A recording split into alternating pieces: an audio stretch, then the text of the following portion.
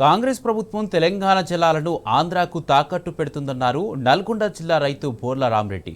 ఇప్పటికే నాగార్జున సాగర్ను 2 ముక్కలు చేసి ఆంధ్రాకు నీళ్లు తరలిస్తున్నారని చెప్పారు. పాలమూరు రంగారెడ్డి జలాలు కూడా ఏపీకి తరలించుకుపోయే కుట్ర జరుగుతుందని వాపోయారు.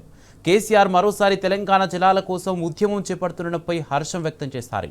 90 టీఎంసీలు రావాల్సిన వాటా 45 టీఎంసీలకు ఒప్పుకుంటూ ప్రభుత్వం డిపిఆర్ ఎందుకు ఇస్తుందని ప్రశ్నిస్తున్న రైతు బోర్ల రామరెడ్డితో మా ప్రతినిధి రాము ఫేస్ టు ఫేస్.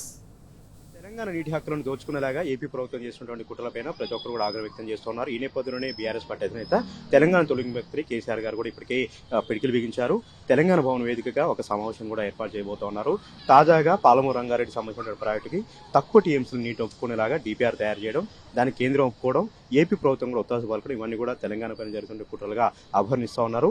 దీంతో పాటు బనకచర్ల పేరు మార్చి పోలవరం టు నల్లమల సాగర్ పేరు మార్చి అదే నీటి ప్రవాహాన్ని, అదే నీటి పరిణామాన్ని దోచుకెళ్తున్నటువంటి పరిస్థితి కూడా మనకి ఇక్కడ కనిపిస్తూ ఉంది. మొత్తం మీద కేంద్ర ప్రభుత్వం, ఇటు రాష్ట్ర ప్రభుత్వం కూడా నిర్లిప్తంగా వ్యవహరిస్తూ తెలంగాణ నీటి హక్కులను దోచుకునేలాగా, తెలంగాణ నీటి హక్కులపైన ఒక ఉక్కుపాదం మోపేలాగా చేసినటువంటి పరిణామాలన్నింటి కూడా తెలంగాణ రైతాంగం అయితే గుండెల వచ్చేలాగా కూడా వాళ్ళు భయపడతా ఉన్నారు, ఆందోళన వ్యక్తం చేస్తూ ఉన్నారు.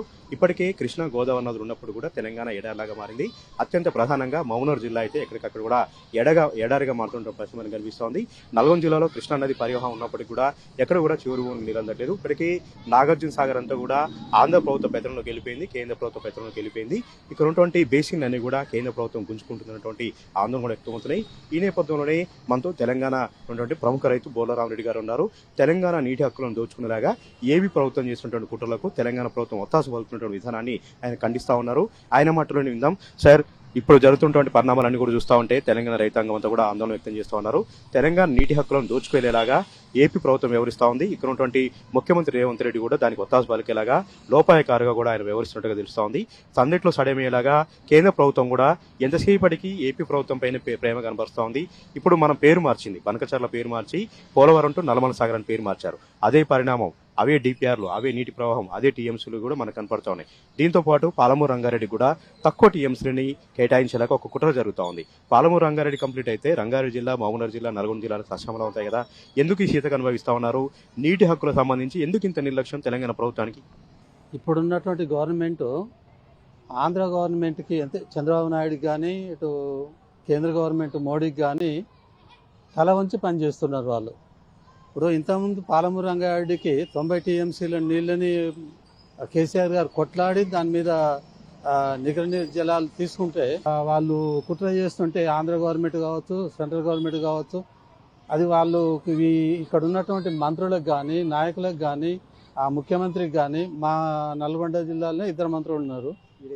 వీళ్ళంతా ఇరిగేషన్ మంత్రి, మళ్ళీ వీళ్ళంతా ఏంటి నిద్రపోతున్నారా లేకపోతే ఇంకా ఇది చేస్తున్నారా? అన్ని నీళ్లు అంటే సిరిసగానికి 90 నీళ్ళకి 45 టీఎంసీలకి సిరిసగం తేడా. అన్ని నీళ్ళని వాళ్ళు అక్రమంగా కుట్ర చేసి వాళ్ళు లోపాయికారికంగా వాళ్ళు మాట్లాడుకొని నీటి దోపిడీ జరుగుతుంటే వీళ్ళని ఏమిటికి ఎన్నుకున్నట్టు మనము? ఎందుకు ఈ పరిపాలన?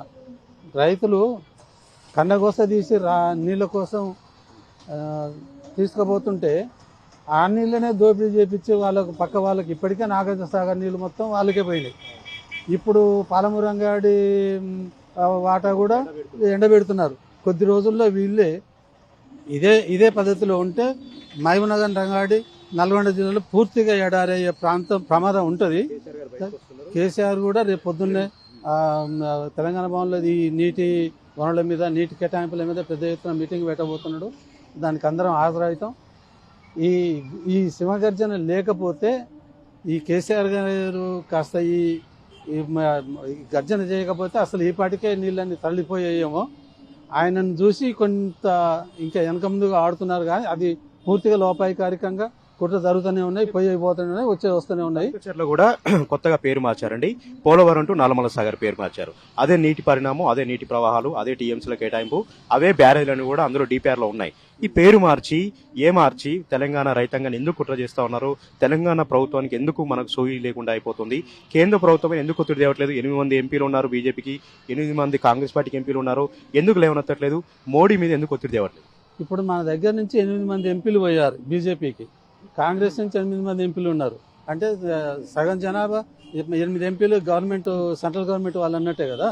మరి వాళ్ళకి ఎందుకు సొయ్యి లేదు? బనకచెర్ల పేరు మార్చి నల్లమల సాగర్ అని నీటి కేటాయింపులన్నీ నీళ్ళని పోలవరం తీసుకుపోతుంటే ఇక్కడ ఉన్న వాళ్ళు ఏమిటికి ఎన్నుకున్నట్టు మమ్మల్ని? ఏమిటికి ఈ దద్దమ్మలు ఆ పార్లమెంట్లో ఏమన్నా మాట్లాడేది ఉందా, చేసేది ఉందా? అంతేగాని నీటి కేటాయింపులు కూడా తరలించిపోతుంటే మీకు ఏమాత్రం సొయ్యి లేదా?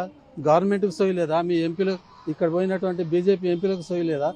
ప్రతిదీ నీళ్ళ కేటాయింపులు ఆ ఎత్తున దోసుకుపోతుంటే తెలంగాణకు వచ్చే వాటాని ఏమని అడుగుతున్నాం. ఆ వాటా ఇస్తే సరిపోతుంది అనుకుంటాం. ఈ వాటా కూడా రాకుండా అదనంగా ఇప్పుడు సెంట్రల్ గవర్నమెంట్ వాళ్ళు ఒకరు కాదు ఇద్దరు కాదు, ప్రైమ్ మినిస్టర్ నుంచి ప్రతి మినిస్టర్ సెంట్రల్ ఏపీకి వచ్చిపోతున్నారు. వచ్చినప్పుడల్లా కోట్లు ఇస్తున్నాడు. ఇప్పటికి ఎన్ని లక్షల కోట్ల ఆదాయం సాయం చేస్తున్నాడు ఏపీకి. మరి మీరేం తెచ్చారు? తెలంగాణ రాష్ట్రం కాదా అండి? తెలంగాణ రైతులు కదా, తెలంగాణ మనుషులు కదా, తెలంగాణపై ఎందుకు ప్రేమ చూపించట్లేదు? ఎంతసేపు చంద్రబాబు జపం. ఇక్కడ ఉన్నటువంటి రేవంత్ రెడ్డి కూడా ఆయన శిష్యుడే అని చెప్తా ఉన్నారు. అక్కడ ఉన్నటువంటి మోడీ కూడా చంద్రబాబు పాట పాడుతూ ఉన్నారు. వీళ్ళిద్దరు కలిసి తెలంగాణ ఏం చేయదలుచుకున్నారు? ఏమవుతుంది తెలంగాణని అడవి పాలు చేస్తారు, అడవిని చేస్తారు వీళ్ళు. తెలంగాణకి ఇటు చంద్రబాబు నాయుడు పూర్తిగా సెంట్రల్ గవర్నమెంట్కు అనుకూలంగా ఉన్నాడు. మోడీ చంద్రబాబు నాయుడు చెప్పిన మాట వినాల్సిందే. ఆయన రేవంత్ రెడ్డి కూడా చంద్రబాబు నాయుడు వినాలి. ఈ విధంగా చేసి తెలంగాణ గవర్నమెంట్, తెలంగాణ రాష్ట్రాన్ని, తెలంగాణ భూభాగాన్ని ఏం చేద్దాం అనుకుంటున్నారు మీరు? ఈ ఎత్తున కుట్రలు చేసుకుంటూ పోతే తెలంగాణ ప్రజలు ఏం కావాలి, తెలంగాణ రాష్ట్రం ఏం కావాలి, తెలంగాణ ప్రజల బతుకులు ఇటుపోవాలి. అందుకని మా కేసీఆర్ గారు రేపు పొద్దున్నే సింహగర్జన చేయబోతున్న నీళ్ళ కేటాయింపుల మీద చాలా ఖచ్చితంగా పోరాడదామని అందరం కొట్లాడదాం. ఒక్క విషయంలో కాదు, అన్ని విషయాలలో కొట్లాడదాం. తప్పకుండా కేంద్ర గవర్నమెంట్కి, రాష్ట్ర గవర్నమెంట్కి బుద్ధి వచ్చేలా మేము తయారవుతాం. ఈ విధంగా తెలంగాణ రైతాంగం అంతా కూడా ఆందోళన వ్యక్తం చేస్తూ ఉన్నారు, ఆవేదన వ్యక్తం చేస్తూ ఉన్నారు. ఇప్పుడిప్పుడే బాగుపడుతుంటే తమ బ్రతుకుల్లో మళ్ళీ నిప్పులు పోసేలాగా ఏపీ ప్రభుత్వం వ్యవహరిస్తూ ఉంది. దానికి కేంద్ర ప్రభుత్వం ఉత్సాహం పలుకుతూ ఉంది. ఇక్కడ ఉన్నటువంటి రేవంత్ రెడ్డి ప్రభుత్వం కళ్ళు మూసుకొని వ్యవహరిస్తుందంటూ కూడా బోల రామరెడ్డి ఆవేదన వ్యక్తం చేస్తూ ఉన్నారు. ఎట్టి పరిస్థితుల్లో కేసీఆర్ గారి నాయకత్వంలో పోరాటం చేసేది ఖాయం.